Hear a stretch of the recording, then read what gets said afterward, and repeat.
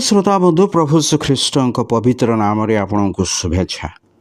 Matthew लिखित सुसमाचार 12 अध्याय 36 पदरे प्रभु श्रीख्रीष्ट यहपरि कहते, किंतु मु तुम्भ मान कहूँगी मनुष्य माने जेकोसी असार कथा कहती विचार दिन रे से माने सेथिर उत्तर देबे।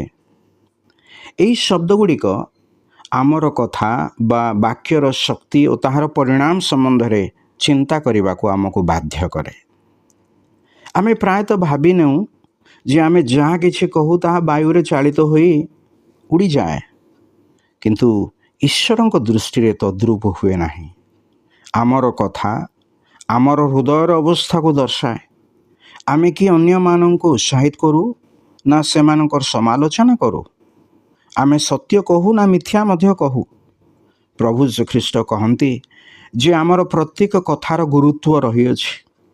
एठारे प्रभु श्रीख्रीष्ट विचार दिन संबंध रे कहते, यह सही दिन हम जेतेबेले आमे समस्त को ईश्वर सम्मुख रे ठिया हेबाकू पड़िबो, पुणी आम जीवन रो हिसाब देवाकू हबो।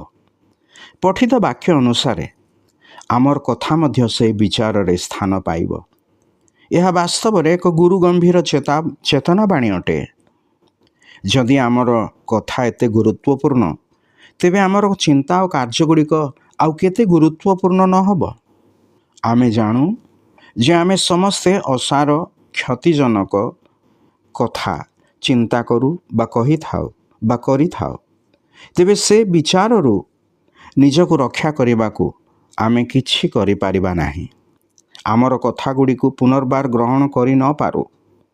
आमे आमर पाप द्वारा जो दाग पाइछु से दाग लिभे न पारू।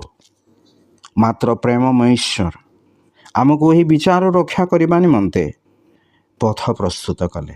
से अपना पुत्र प्रभु श्रीख्रीष्ट को यह जगत को प्रेरण कले, जेपरी से आमर कुचिंता असार कथा और कार्य निमंते क्रूसरे दंड भोग करेंगे। जदि आपण प्रभु श्रीख्रीष्ट ठारे विश्वास करती, तेबे ईश्वर आपणकर पाप क्षमा करेंगे, पुणी आपण को नूतन जीवन प्रदान करेंगे। प्रभु श्रीख्रीष्ट ठारे आपण जेतले विश्वास करेंगे, ईश्वर आपण को यहीपरि एक हृदय देवे, जो हृदय रे आपण पापरु दूरे रहिबे। आ प्रभु श्रीख्रीष्ट ठारे यही समस्त संभव अटे। तांको ठारे विश्वास करी ईश्वरंकर शांति क्षमा प्राप्त हुअन्तु। धन्यवाद।